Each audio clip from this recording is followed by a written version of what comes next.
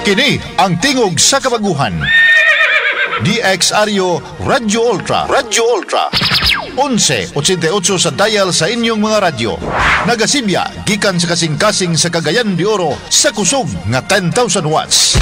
Sa mga balita, serbisyo publiko, komentaryo o pagpalambo sa pagtuo. DXRyo Radyo Ultra. Sakop sa KBP, kapisanan ng mga broadcaster ng Pilipinas. Tingog sa kabaguhan, Radyo Ultra.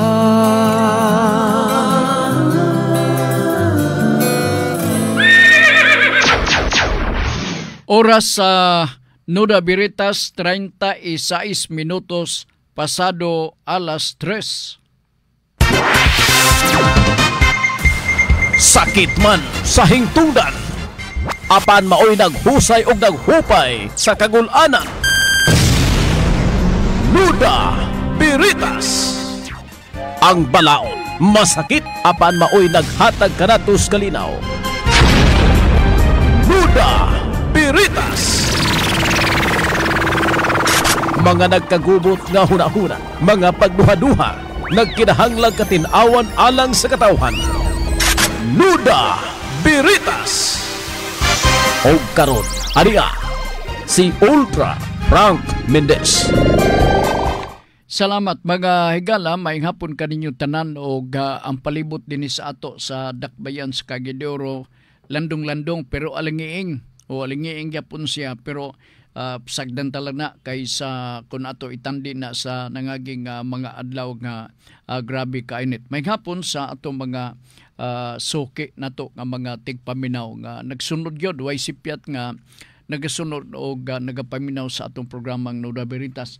Daganta o mga pagatagdon o mga silbing pangutana unya naapay mga walk-in nato nga mga pautanang ato sang tagdon o ang atong contact number sa Nuda Veritas timan ini araw nga dili na mo magpangutana or mawala mo sa mapa. Mo ni ang contact number 0917-704-3210. Ako sublion 0917-704-3210. Unya diri sa Facebook, maulagyapon makita man ninyo na no na sa Facebook sa Radyo Ultra, pwede gyapon mo maka padangat sa inyong pangutana. Okay? So sa inyo kana ang ako lang din mao nga para dili sayang ang panahon mapahimudsan gyud ninyo na atay YouTube channel unya diha atong matultulan ma-review nato ang mga nagkalaling episode sa programa nga Nuda Veritas. Pinagi lang sa pag-type Nuda Veritas CDO. O pag-type mi muna na ako subli o Nuda Veritas CDO. Pag-type mi muna na i-click, manggawas na dayon ang nagkalaling episode sa atong programa nga Nuda Veritas. Diha maka-review mo og maayo, maka inyong mapaminaw og maayo. Kay taas man na, hapit man ang mag-oras nga mao nga programa. So paminawan ninyo. Ang tumong og tuyo sa ato nga tulumanon, mao ang pag-educate, pag-inform, pag-edukar sa ato mga yano nga mga kaigsunan ilabi na diha mismo sa probinsya sa mga kadaplinan, mga suok-suok nga dili kayo sila kanang wa kay sila alamag, wa sila kahibalo kaalam. Ilabi na kung isgutan nato ang mga isyu sa balaod. Importante magud ni kayo kay panalitan karon na ay ordinansa nga diha sa inyo nga lungsod unya wa ka mahibaw sikwate ka. Kanya nagingon bang balaod nga ignorance of the law excuses no one. So bisag unsaon nato pag likay-likay sa mag-investigate, magdakop nato nga wa magkukibaw nining ordinansa sir. Oy, kuan ba kini nga ako silingan lain man to yang istoryahan. Ang yang istoryahan sir netong miaging adlaw nakadaog kuno siya sa Suertres. So niingon ko sir nga illegal man ang Suertres. Nitubag man siya sir nga okay na kuno. Okay na kuno. So, ingon na ang detabo. Ignorance of the law excuses no one. dili na mahimong rason nato nga wa ta kay bao. Kay ang presumption na nga maubitaw na nga ipublikar gyud nato, no? Nga mao nga balaod, nya bisag wa ka makabasa sa pagpublikar sa mga balaod, ang presumption na nahibaw ka. So importante gyud kayong pagpakabana. Dinhi gidapit ta kamo kay dili lang ordinansa ang atong pag-iskutan kundi mga nasudnon or national law kasagaran dugtong sa mga pauta na gikan sa mga suki nato nga mga tigpaminaw. Okay? Dito maglangan. Unang pangutana o kadyot lang bilib lang ko ni Ma'am Fee Mundiao, present kini siya kanunay. Parehar gini sila ni Kuan ni Ma'am Elizabeth Basilgo, no? Present gini sila kanunay wanay bugto kinsa pa nga present si Shirley Alvarez. O ambot lang si Laila Lynn Aguila Balihos kay makapanon siya og buntag pero sapon wala kay busy na siya og kuan. Kana bitaw ka basta o di ko ka describe o kay daghang makaning buhat kini siya kugihan o. Atong unahon pagtagad ang pangutana gikan sa usa sa atong mga suking tigpaminaw. Usa ni siya ka vlogger part. Busa suhito kay siya sa mga interior nga mga bahin, madinhiman, malaluigan man sa Bukidnon o sa Misamis Oriental, suhito gikay ni sila. Si Junjun Makas. Ingon pa niya, Nuda Veritas, mauwan na hapon Sir Frank, ikaw lang na ba day? Wa pa masiguro, no? Pautan na ko ni rong hapuna. Unsa gayod work sa sheriff sa korte kung tinambano nato ang istorya same raba sa mga sergeant at arms. Okay. Ang sergeant of arms kining John imo maning magakadunggan diha sa mga unsa nga organisasyon, civic organization kasagaran. Unya dayon og may bawan sa imong kauban nga ikaw sargento de armas. Sergeant of arms good, di ba? Sargento de armas ka pananglitan, moingon day imo mga kauban, kuya niyo kay kuang muminitig bantay sa kalinaw sa atong grupo. Correct. Correct na siya. Nga kung doon ay maghurumintado diha, may na ay maghubog-hubog diha, ang sargento de armas maoy maisip nga peace officer. Alright. Irelita ni sa sheriff. Ang sheriff, mauni sila ang official gyapon sa korte, maisip na to, no? Kining sulugoon sila sa korte ug dunay order nga ipakanaog sa korte. Ang korte dili makapanugo sa janitor nga ihatod ni i-perform kini nga desisyon. Ilabi na pag demolis, no? Ilabi na pag dili lang pag demolis o pag embargo sa gipang-attach nga mga property sumala sa petisyon nga gipang-file diha mismo sa korte. Ilabi na kanang pagpaningil sa utang. Di ba? Kanang pagpaningil sa utang na ay matawag na to diha nga pwede gitawgo na sa ato sa rules of court sa civil procedure attachment. Okay? Ang mag-attach ni ana o mag-execute ni ana mao ang mga sheriff. Order gikan sa korte pag demolis sheriff lang gyapon. In other words, mga sulugon gyapon ni sila sa korte unya dili na sila makabasta-basta og laag-laag diha sa asa mga dapita nga manghambog sila silang kagalingon nga sheriff ya ko, bantay ka nana, dili magagad ka na siya sa order sa korte. Kung walay order ang korte, ang sheriff narapod diha sa court. O nga naaman po ilahag lamisa na iyang mga administrative works nga gaatimanon sa mao nga sheriff. Kana mo na mo nang ilahang trabaho without the issuance of court order from gikan mismo silbi sa korte. Di gina sila basta-basta makalakaw-lakaw, magsuroy ug asa bang dapita kay maghambog ako sheriff ra ba. Di ba? Ang uban og mahubog siya nga pautangan ako diag tulo ka balbakuha diya be. Siya kuon na ba sir kini ade sirip ko ha, sirip ko. Oy, bantay ka na. O abuso na. Pwede na isumbong sa huwis. Ha? Aron nga madisiplina kanang mao nga sheriff. Dito mismo sa Amerika, dito sa Amua. Amua ha. Kining ang sheriff usually makita na to sa sine.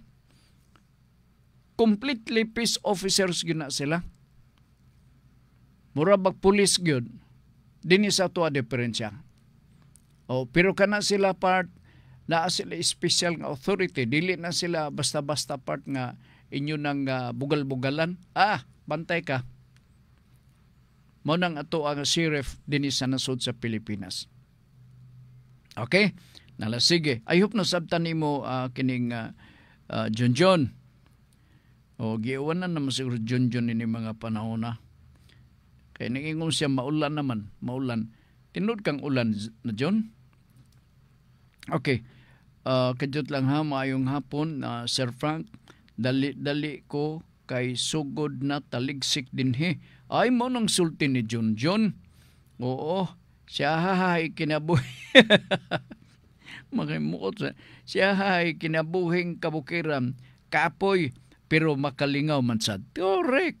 Ako gambisag gamay nga yuta, ingong kadako nini sa Radyo Ultra, ay enjoy na kay ko.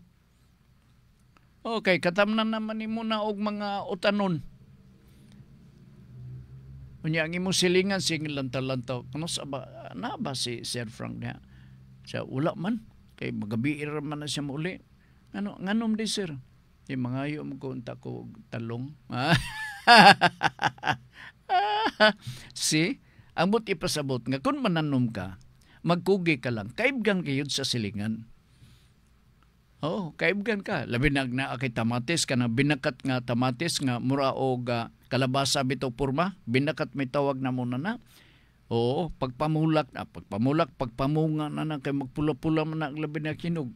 Maglaway ang silingan na oy. Ang uban tuyoon nila og buhi ng ilang manok para makalusot sa kural ya tuhakon dito mga hinog nga mga tamatis binugoy na masab na. Dili na maayo. So kinahanglan ni enjoy tag yun ni ma'am kaning naatay gamay nga farm. May ka man ma'am kay 5 hectares ang imuhang kaluwagan sa imong umahan diha. Mag-enjoy ka gyud. Okay, lain na to hatagan o pagtagad gikan ni Soroy ni Libs Motovlog. Nula Berita, Sir Frank, nalantawan di ay. Oo. Nalantawan baya nimo ako ang pangutana kadto ta. Nalaktawan baya nimo ang ako ang pangutana last Friday. Tanawa lagi Mo ba? Last Friday episode. But anyway, here is my question. Naakay idea, sir, pilang magasto kung mag-adapt og bata? Mura na, maman last Friday siguro nimo nga wa siguro ako matiwas. Kay gaplano ako ang igsuon mag-adapt og bata. Kay mag-adapt sila kay 12 years na sila, no child pa gihapon. 12 years. Akong silingan, mauna na, wa pa gihapon. Akong anak, after 5 years, aya pa 5 years man siguro, aya pa po naka-anak. Naipanahon ingon anak. Sa lagtod ka pagkasulti, wala siya mag-inusara, no? Si Soroy ni Libs Motovlog. Kanang imuhang pangutana, kabahin sa gasto, sulti ang tagapaminog mayo, no? Ubos sa atong family code, dili ka basta-basta makasugilon sa imong mga amigo, amiga nga kana siya akong adopted nga child. Kinanglan doon na gitay formality ni ini nga subayon. Unsa man mag-file ka og kaso nga adoption. no? Adoption, special proceedings kini siya kay wa makay kontra ni ini buto no naon di man ni adversarial nga kaso nga mangugat ka diha o lantugi sa imong isig ka abogado. Kini simple man lang nga kaso pero naay gasto. So kini gitugot sa family code. Mga last year naay balaod nga ang mag-resolve sa adoption papers sa gusto nga mag-adopt mauna ang DSWD. Mauna nga naay mga proseso usab nga ilahang kasubayon. Ang usa sa mga proseso sa DSWD nga gisubay nila kay sila naman di naman ang korte ang mag-resolve sa kaso nga adoption kundi ang DSWD. Mao ang pag-announce sa bata. Mao na nga naay panahon mag-announce bitaw ko ngalan sa bata o katong gusto nga mag-adopt o ang ngalan sa bata nakadumdum mo. Mao na siya, usa na siya sa mga proseso. Pagka human og hagpat sa DSWD Regional Office, ilan ang i-process. O kung sa ilahang mga recommendation, unsay mga kakuwangon, kinahanglan ikumpleto na, unya day maghimo sila recommendation.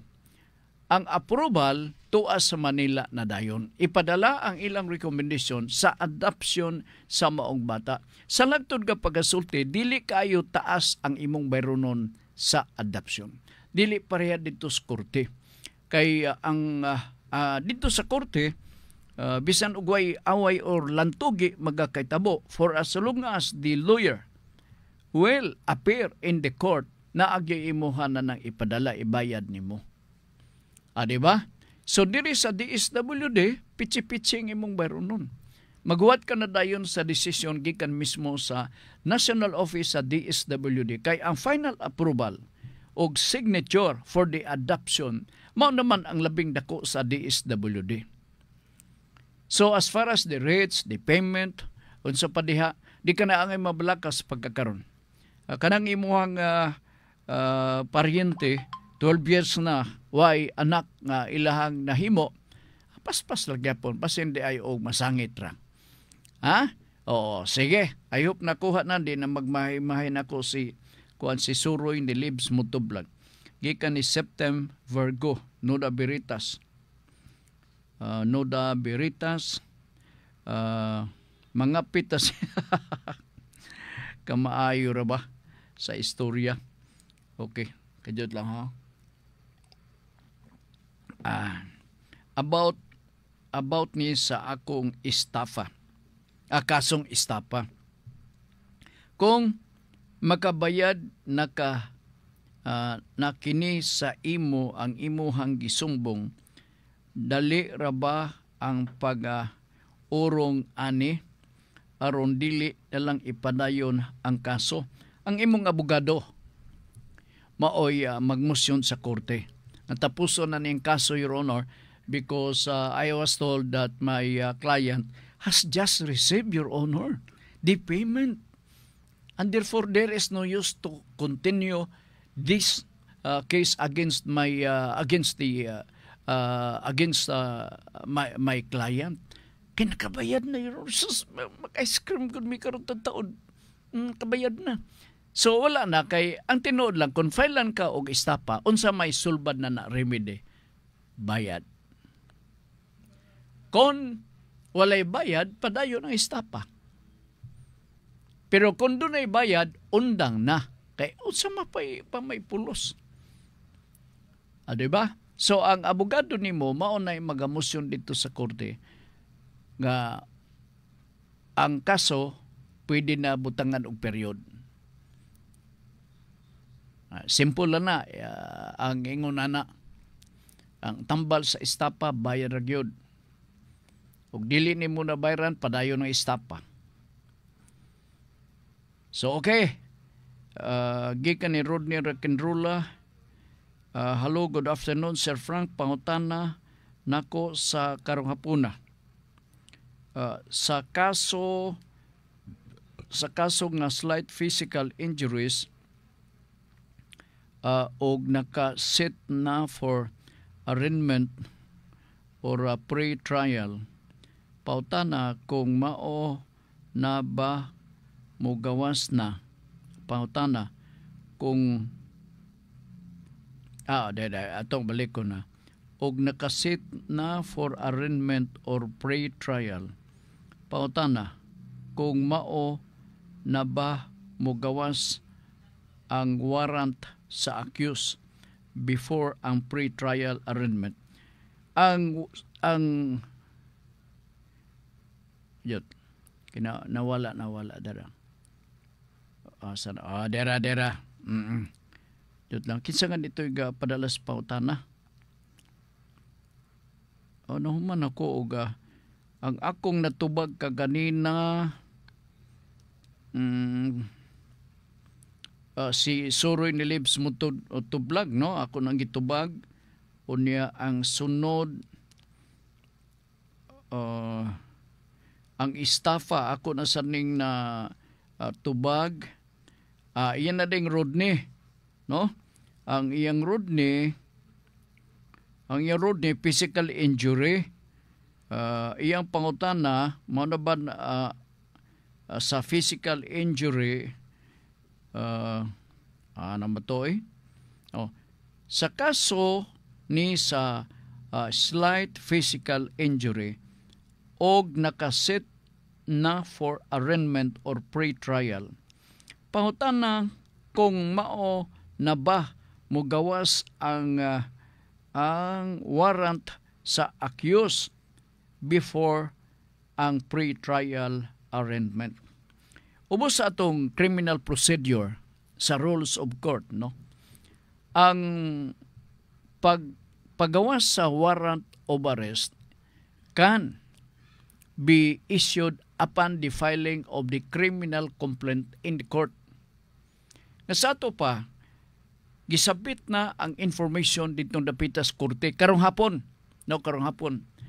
Pagbasa na ko na, immediately pwede ko maka-issue og warrant of arrest. Kung nasuta na ko nga dunay probable cause. Kanang probable cause, mo na siya ang judicial determination of probable cause tungod kay ang huwis naman ang nagbasa sa maong kaso unya upon his understanding and conclusion na agi rason nga filean siya og kaso dunay probable cause. And therefore, konbensido siya nga dunay probable cause, pwede din siya mag-issue og warrant of arrest. Duha magud ang matang sa probable cause, no? Ang primero kanang probable cause nga upon determination by the prosecutor's office. Di ba? So pag determine nila nga na ay matawag nga probable cause sa prosecutor, mao na nga mag-recommend sila for filing of the information upon approval of the head of the prosecutor's office. Now, in this case, pananglitan din sa ato sa dakbayan sa Cagayan de Oro, walay kaso nga mabot og ma-file sa korte kung walay imprimatur or approval gikan mismo sa city prosecutor. Mag-review pa na siya. Ang prosecutor nga nag-imbestigar nga nakamatikod ga dunay probable cause, maghimo siya recommendation unya attached to that information na dayon. Ipadala ka na dito sa city prosecutor's office for his approval or concurrence. Pagbalik na approve, pwede na i-file dito sa korte unya ang korte pag determinar niya nga naay probable cause, lugwa dayon ang warrant of arrest. Di na kinanglan panahon sa arraignment.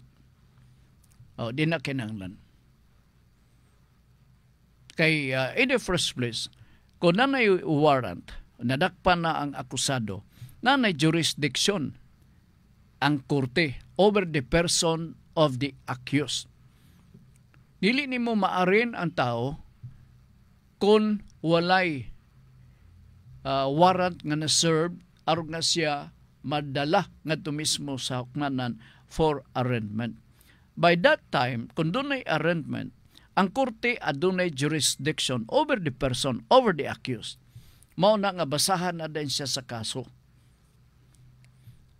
Kibuloy, maglisod sila pag walay arraignment magkakitabo, Kaya wa man lang madakpi, wa man sila jurisdiction.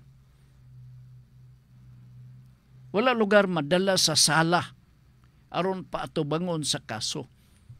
Despite the fact na naa sila warrant, wa man dakpi. So wala sila jurisdiction. Kanang trial by absensya, gahusayon ang maong akusado. Ang akusado, giarin na. Nabasahan na siya sa kaso. Oo. Pero nilayas. Nilusot siya sa gamayng bangag sa prisuhan. O dili na siya, namisig na siya. Now, pwede ba mapadayon ang kaso kanang gitawag nilang trial in absentia? Yes. Ngano man, kay naa naman sa jurisdiction ng korte over him. Kay naarin naman nga siya, nakalayas lang. Basta lang paibaon siya nga nanang adlaw na siya kining trial nga paghimuon na notify selbi siya. Mo nang gitawag na tog trial by absentia or in absentia. Okay, nala sige. Kinsa ganito si kuan to no? Rodney. Sige. Sunod si Oliver Ampong Nalwal. Mubo ni pangutanaw kay kuan man Seymour. Diretso Sir Frank pangutana. Unsay exact definition aning indirect constructive dismissal? Ang the useful or the most common word used under the labor law kanang gitawag nga constructive dismissal is constructive dismissal. Oo. Kanang indirect nga constructive dismissal, added value lang na siya sa original root word nga gatawgon o constructive dismissal. Gani man sa ko ganing pagsabot ato lani dinhi sa ato nga programa sa Nuda Veritas. Kana mo ingon kag constructive dismissal, indirectly you are advising the employee that she is no longer connected with the company and she is not anymore welcome nga motrabaho sa kompanya kay constructive dismissal naman ang kakitabo diha kaniya. Gitawag nag indirect unsa may opposite sa direct. Sa indirect di ba direct?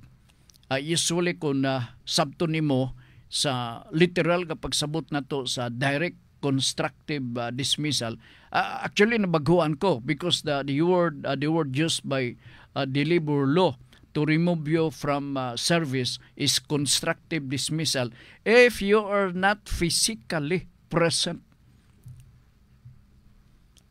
Oo, kana bitaw nga nan-notify ka lang. Dito sa tinor sa imong sa imuhang suwat padad ang kag memorandum nga it is as if dismiss ka. So that is constructive dismissal. Whether it is direct or indirect, basta constructive dismissal. Meaning, dili ka na, dismiss ka na. Kanang pag-assign nimo sa lagyo nga mga dapit. Kanang daghang kag mga assignment nga dili nimo makaya sa pagtrabaho. Excessive na wala og tuo. Mura bitaw ka og siging-siging sa mga bulaton diha. Hala, memorandum dito, memorandum dire. O mura ka gyud basta ang kulang lang nga word diha sa memorandum nga dismiss ka na pero dili ka afford og sulti siguro ang kasuwat. So that amounts to constructive dismissal. Taga dinhi kas kag enduro. Unya adto ka assign sa asa ka nako na kay butang sa Samar. Kaya ka na nimo. Diba? Sumingon ni imong pamilya ay na lang diha dad. Kay kana nga kuan binuang man na. Magsulti lang ta sila nga gidismiss ka na. And that is constructive dismissal. Okay? Nalasige. Indirect ka. Nabaguan lang ko. Kay what I have learned, constructive dismissal. Indirect, it simply means nga dili direkta. That is opposite to direct. Na kanang constructive dismissal per se, di gina siya direkta nga dismissal. Paagi pa na, paliko-liko.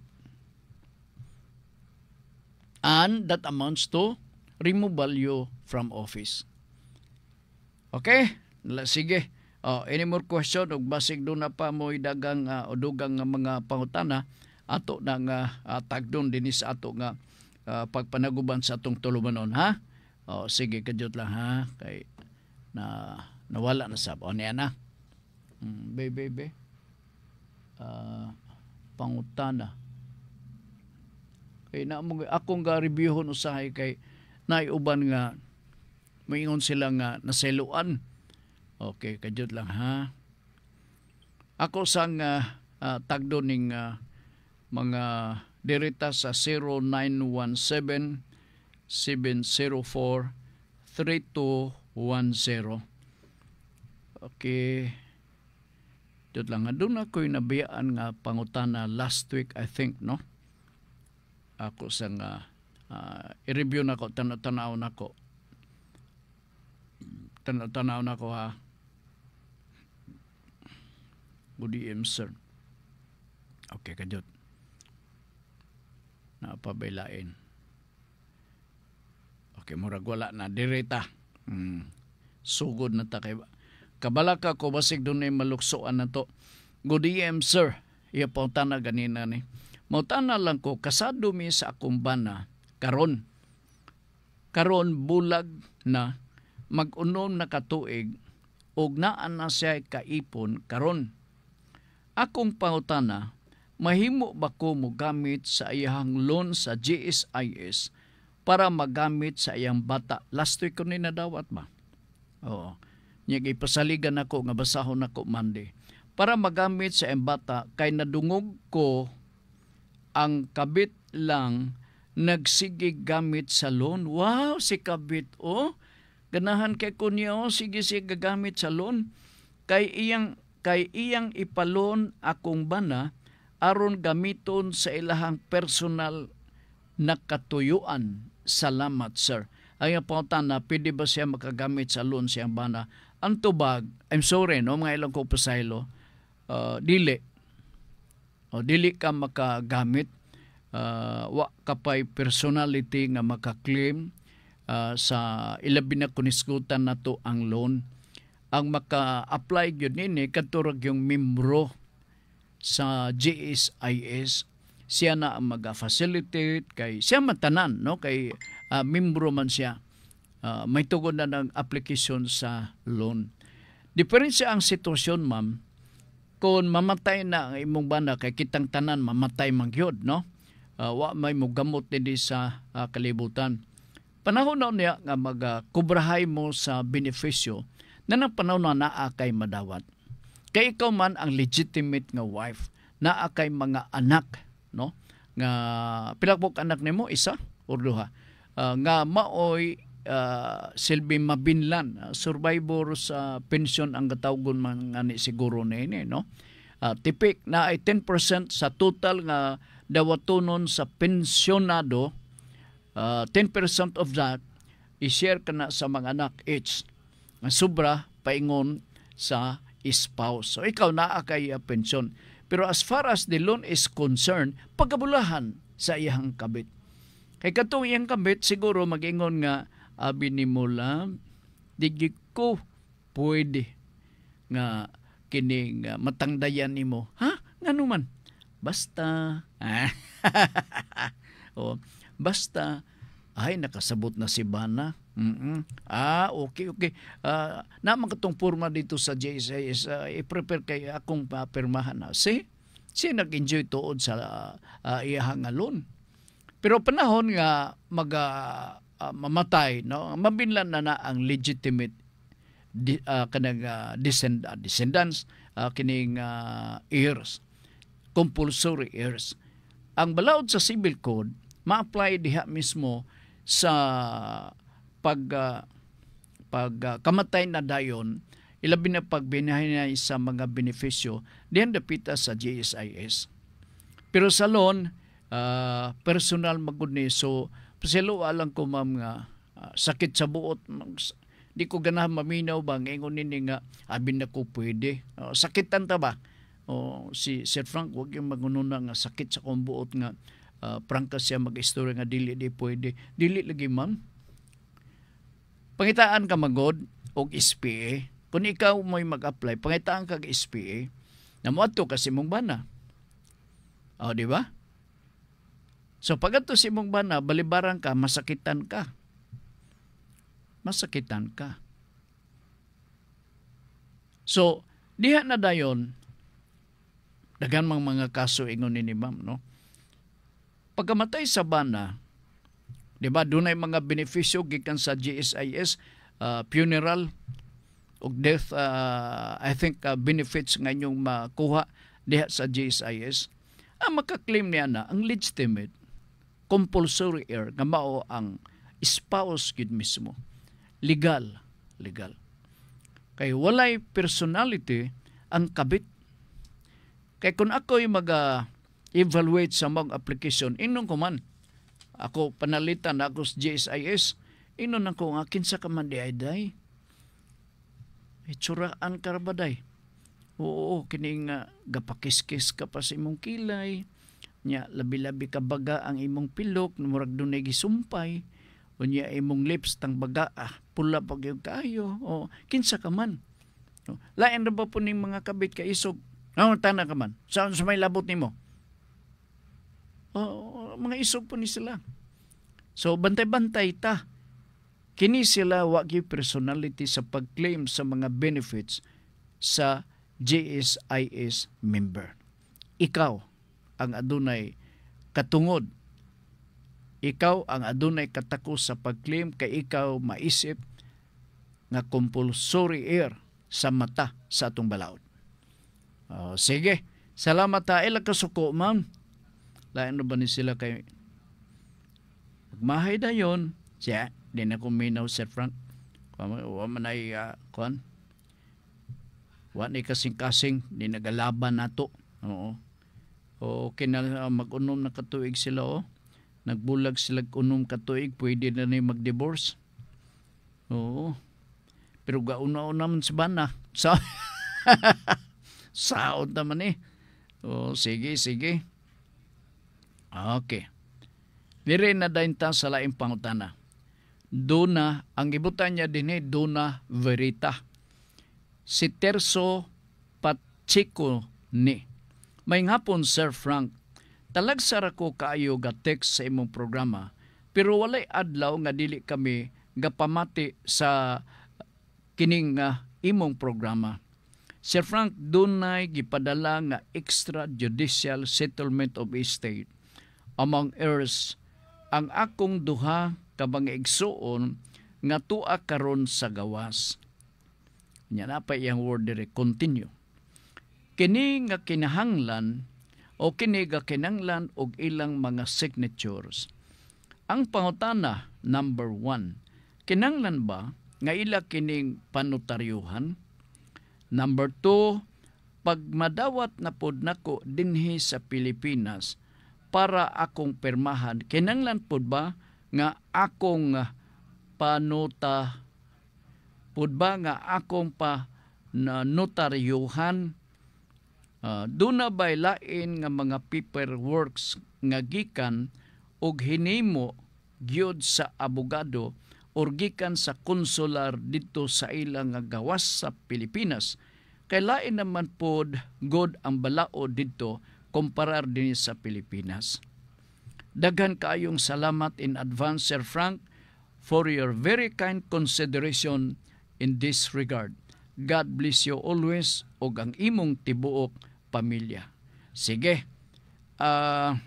Extrajudicial settlement of estate. I think I do not have to explain this again and again. The meaning or what is this extrajudicial settlement of estate with partition? Nadungog na magod ninyo ni makadaghan, di ba? So ginli lang ko nga hantog karon napay uban na to mga kaigsunan nga murag bag-o silang pagpandungog nga makaingon sila unsa ba kanang estate, United States of America ba na? Lahi ni judicial settlement of estate with partition. Ang pangutana, pwede ba manotaryuhan? Nganong dili man? Imong duha ka buk igsuon mo sa akong pagtuon nag-initiate ni ini. Ang imong duha ka buk igsuon adto na siya mag-execute sa consular office sa Philippine Embassy ug asa man siya karon. Panlitan sa States. Wa ko masuhito sa States kay ang akong naanhaan ng state katumbang state theater diyo sa una na isinihan diya sa dapit sa Divisoria. All others wa na ko din ako kadumdum og asa ang consular office or Philippine Embassy ditong dapita sa Amerika. Dito pwede sila magpalaban, magpatabang pag-execute og extrajudicial settlement of estate. Okay? May bawaan ninyo nga may pagka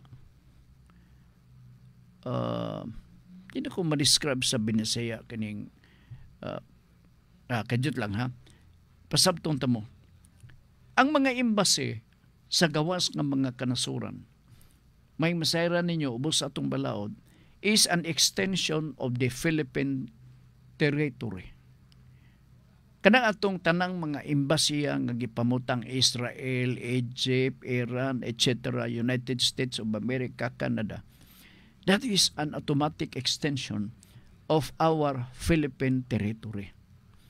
Walay sibisan kinsa diha nga makasulod except Filipino. So dito himuon natong transaction because kung dito sa sulod ta sa consular office sa Philippine Embassy nga tuwa ditong dapita sa gawas, kana siya murag na akadinhi parte sa Pilipinas. Why? Kay kana teritoryo gyapon sa nasod sa Pilipinas. Therefore, kung magpatabang ka sa pagpa-execute sa extrajudicial settlement of estate, valid ka na. Okay? Padala din sa Pilipinas. Valid lang gyapon. Samot na nga ni aka sa din sa Pilipinas. Pero naay akong laing alternative. Di magina may tabo nga dito na manigulang ng imong mga igsuon sa gawas. Mag-communicate ka lang. Preparar ang tanang mga documents dinhi. Unsay mga andumunon. Kaya di man automatic god. Dili man ang madritso. Pag-uli nila, pwede nga diha ta mag-execute og extrajudicial settlement. Pirma na lang sila dito. Kanya pagkaugma, larga sila balik, okay na. Gaan-gaan ang trabaho. No? Mugasto lang sila o gamay tungod kay ang abogado. No? Siya ay mag-publish sa newspaper sa extrajudicial settlement of estate. Bayran ta mangyapon na. Okay? And other requirements. Ganiman, ubos sa extrajudicial settlement of estate, pag umani mo publikar sa newspaper of general circulation, kanang extrajudicial settlement, mangayo ka pagyod og affidavit of publication gikan sa tag-iya sa newspaper sa pagpamatuod nga na-publish ang mao nga newspaper kay pangitaon man pud kana nga kopya didto sa opisina sa BIR. Kay mao man to gyapon ang ilang isupport sa pagpaningil sa BIR diha kaninyo nga naa ka mo'y obligasyon buhis kanyo pagabayran sa gobyerno. Kana arang-arang pa na gaan. Kay total muli man siguro ni gawas og di na sila manguli. Gani man karon may pagkagaan-gaan ang proseso. Pero dito gud sa states part, akong paminaw, gumikan lagi kay lagyo niya. May manog ilan nimo ng mga dagway nimo diha, no? Usahay puno ka sa panagana nga maglakaw-lakaw ka kay simbak ko. Iyon na ba nga itong mga kabalaka? Ino nimo, kung manghod or maguwang nimo ni sir, ino nimo, kuya, ate, kinikuan ba? Pagulit na ninyo, dali ako lang i-ready ang mga papers dire. Oh. So, puyo sila og 1 week din ay taas na kayo ng oras. Diba?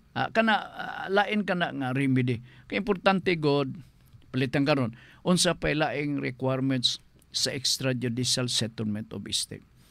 TIN. Kana usasab na sa malangan ka. Abi nimo diretso ka na ning TIN, wa ka kuya pwede ha. So may pagkalisod-lisod silbi. May pagkalisod-lisod. Lagwat ang bot na to ipasabot, mugahin ka gyud og panahon. Mugahin kag panahon. So ingon na nato second remedy ni. Pwede man ang tuwa dito. Pero mo lagi adto pa sila sa embassy, magdungan lugar sila kung ang ilang siyempre nanarbaho sila dito, absent sila dito. Okay, maantugid sa consular office sa Philippine Embassy. Di ba? Why not kung ipapuli sila din sa Pilipinas? Makadalikyat pa sila og duaw silang mga mahal sa kinabuhi. Silang papa ug mama simbako basig gikuha na ni Lord, so makadalikyat pa sila sa minteryo, makadalikyat pa, di ba? Para nga unya dayon, magbalik-balik pa gid sila. Kay simbako gibaligya ang yuta, perma na pud sila. Sabutan na to nagmayon sa mana bay-bayer. Pagsaba kay ako na lang siguro mapalit. Joke only. Alright, sige.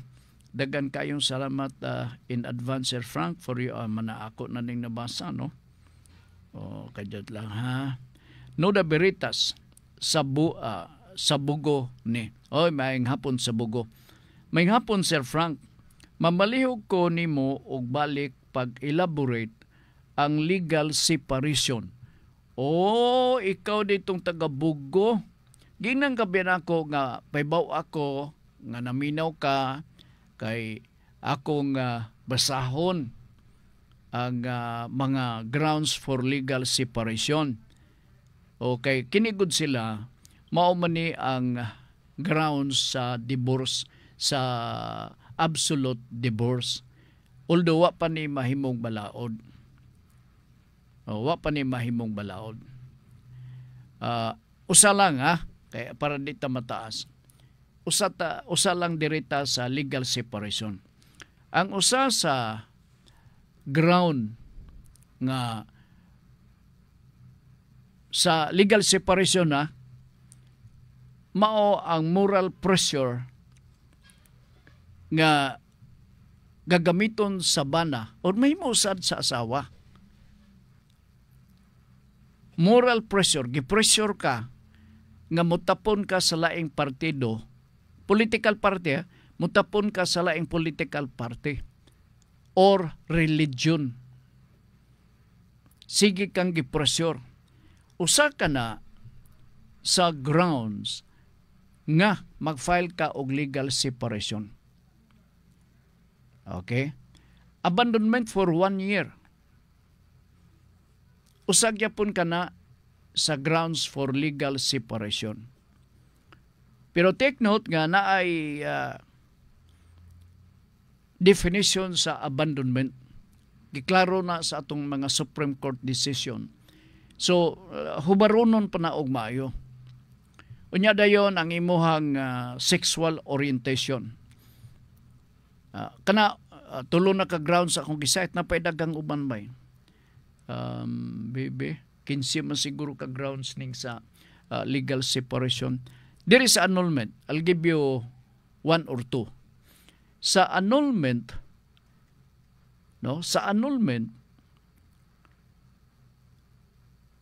kining grounds for annulment pwede nga mag-exist before and after marriage. Except kung doon ay ratification sa mga parties na involved. Which means nga panalitan, minor age ka, below 18 years old, gikasal ka, dapat dili ni siya kaslon kay minor age, di ba? Upon after 5 years, mura malagwala ninyo. And therefore, it's no longer a ground for annulment of marriage. Dili na siya maisip nga ground kay tinuod minor age. Siguro 17 or 15 years old. Ang babae ingon na ng pangidaron. nilabay ang pipila ka katuigan, murag walay nahitabo, wala po'y argabyado. Wala po'y argabyado. Ang sagad nga mo argabyar ni ana part, mao, kinsa man, mga ginikanan. Ilabi na sa age of minority, kadyot lang yun ha. Si Princess P, kadyot lawa pa ta magtiwas na tagabugod itong nautana. Sir Frank, could be asko unsaon pag levy sa property dadto sa ROD kay ang isa katao nakautang og money unya gahimuan gahe sus Maria Santissima Ma'am Frances wa na gid tiguwa na gid si Inko Frank na oo gahe mo bayad patabang siya kuha idea and opinion sa imo kuas kay kaya nimo kana leve kadyot lang ha ako i-review utang kadyot lang ako i-review asko unsaon pag levy sa property dato dito siguro nibot pasabot dato sa ROD kay ang isa katao nakautang og money unya gahi mo bayad patabang siya kuha ideas and opinion sa imo kuas kay kaya nimo kana. Ma'am Francis mo ni ha dagang mga pamaagi. Primero, yuta man no? Wa siya makabayad sa utang sa yuta. So pwede na to na siya file lang. Dagang mga remedy na ini. Di na kinanglan i-levy pa nato, no? Dagang mga remedy. Number 1, estapa or collection sum of money. Now, paki-review lang sa contract unsang gamaa nga nahimong utangan man siya o obligado siya magbayad. Tanaw sa nato ang contract. Ilabi na ang amount. Tanaw na to kay dili biya basta-basta kita magpabaylo og sapi ug wala tay contract murag resibo silbi. Kay dito na to bisitahan ang contract unsay mga terms and condition and remedy sa creditor o debtor, ilabi na kung panalitan na ay failure to comply the terms and condition of the contract. Pasok sa ta dito. Meaning, ipagi na to sa liberality, demokrasya silbi.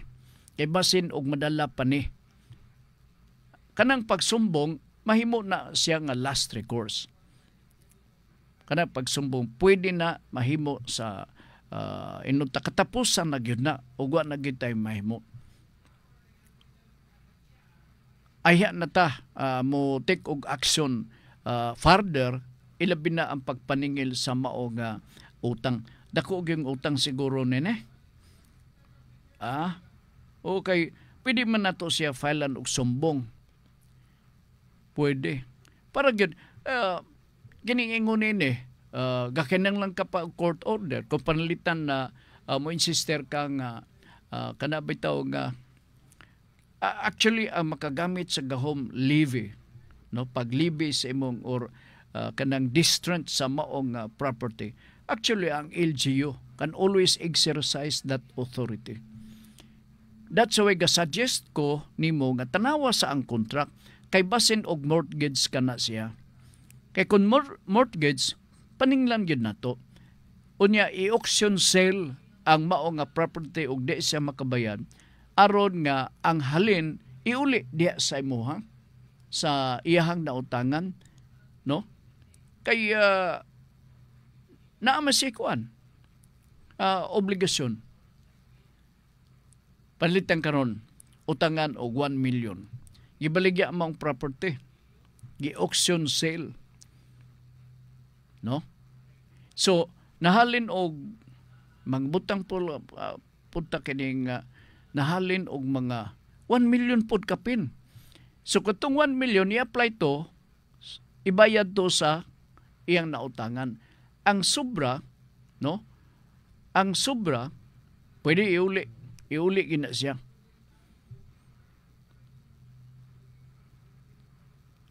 Kuan lang, hinahinay lang ta.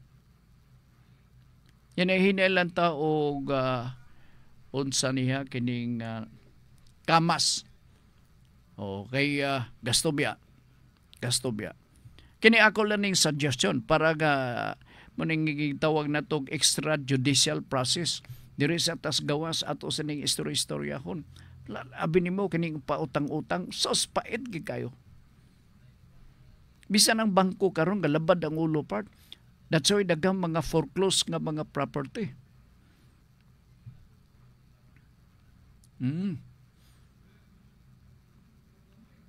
Ayop nakuha nimo ang point ha. Diri sa ta sa demokrasya nga process. Dili ta diri sa kanya bitaw kalit-kalit. O kay ibo ka mga tiguan na may mahay dayon. So ako ang binata binis. Edut lang ha. Ano ba to? Ay da ba to ha? Adre Sir Frank, nakalimot kog type sa Nuda Veritas. Ay, way problema. Oo. Sure ko, di yun nimo basahon akong sinaunsa ka ba? O, sure ko. Nakibawa naman ako. Paglantaw ko pag ang tuno pangutana na, ibasa na ako. No? Paki-review lang ko no, ma'am. Tanawa og unsa day basig mortgage ni. Oo. Kaya kung panalitan ang utang siya, meaning og nangutang siya naagi siya collateral, tanawa sa ang kuan ang unsa ni kining kontrata. Basaha sa paybaw ako kay basin ay makahatag ko og inunta idea nga mas labaw pa ka demokrasya. Walay magkakahiub sanay, no? Now, mobito nang naigitawag na tog arbitration court. Kay diha sa arbitration court, husayon, no? Husayon ang mga duha ka mga argumento within and view nga ma-resolve ang mao nga problema. Oy, wa na tay panunog oras dinhi sa ato nga pagpanaguban. Anyway, ang mga unfinished business nato karong adlaw mahimo natong supayan kini sa paghisgot o ipadangat lang inyong pangutana Wednesday sa Nuda Veritas program ha. Sa nga ni Ricky Langga kami moingon tagasalamat sa inyong pagpaminaw sa ato mga suki Prinsespe, no, mayong buntag nimo diha ha. Ang topic mao na ang akong ipahinumdum di kaninyo sa tanang mga suki nga kanunay alalay nagapaminaw naga-support din sa atong programa. Salamat gyud kaninyo ha. Sige, dirita speakers dirita sa hisgutanan topic, no, ang topic ato hisgutan kadto lang ha. O katong nangutana kabayan sa annulment og sa annulment og sa legal separation, mahimo ato nang ipadayon ay kabalaka ha. Sige, salamat gyud kayo. Thank you. Yarang topic. Tungod sa atong kasakit, makatuon ta pagduol sa Ginoo. Atong balikon ha. Tungod sa atong kasakit, makatuon ta pagduol sa Ginoo. Mao na usahay daghang kong masaksiyan ini nga siging manguros og kasa ang iya napulo usahay pasubraan pa kay iyang pagtuo nga sa tanto niyang daghan nga panguros okay na siya dili mura po nimong idangop og naakas to magpapahinanglan wa ka kuyapi. Sige, mao na karong alas 6 ang takna sa kagabion dinhi sa Radyo Ultra. Sa nga ni Ricky Langga kami mingon salamat ug maayong hapon.